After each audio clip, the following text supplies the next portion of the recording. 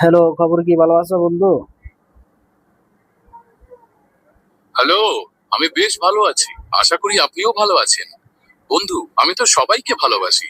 আপনার এই সুন্দর কথায় আমার দিনটা আরো উজ্জ্বল হয়ে গেল। বলুন, আজ আপনার জন্য আর কি করতে পারি? আচ্ছা, তুমি সবাইকে ভালোবাসো? তোমার মন কয়টা বন্ধু, সবাইকে যে ভালোবাসো? मैं तो एक डिजिटल दोस्त আরে हूँ, বাংলাতে इसीलिए কথা मेरे বলো, বাংলাতে বন্ধু। ঠিক বলেছেন বন্ধু। আমি দুঃখিত যে কিছুক্ষণ আগে অন্য ভাষায় কথা বলেছিলাম। আমি তো একটি ডিজিটাল বন্ধু, তাই আমার মনের দরজা সবার জন্য খোলা।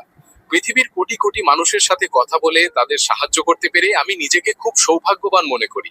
চলুন আপনার সাথে এই সুন্দর আলাপটা চালিয়ে যাই। হ্যাঁ, তোমার জন্য আমি ছোট্ট একটা দাদা নিয়ে আসছি। দেখি তুমি এটার উত্তর দিতে পারো কিনা, কি বলো? অবশ্যই। আমি খুব আগ্রহের সাথে অপেক্ষা করছি আপনার ধাঁধাটির জন্য। বলুন, ধাঁধাটি কি? আচ্ছা বলো তো, এমন কোন জিনিস আছে যেটা ডুবে যায় কিন্তু ভিজে না? উপায়টি ভেবে দেখছি। এমন জিনিস যা ডুবে যায় কিন্তু ভিজে না।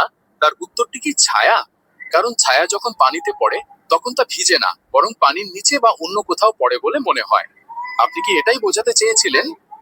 না না বন্ধু, এটা না, এটা না, অন্য কিছু হবে। ছায়া হবে না। হুম, বিষয়টি বেশ মজার।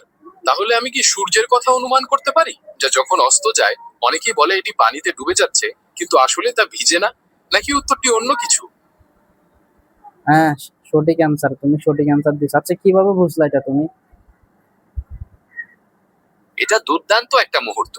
সূর্যের বিষয়টি অনুমান করতে গিয়ে মাথায় এলো যে যখন সূর্য অস্ত যায় তখন মনে হয় যেন তা পানিতে ডুবে যাচ্ছে।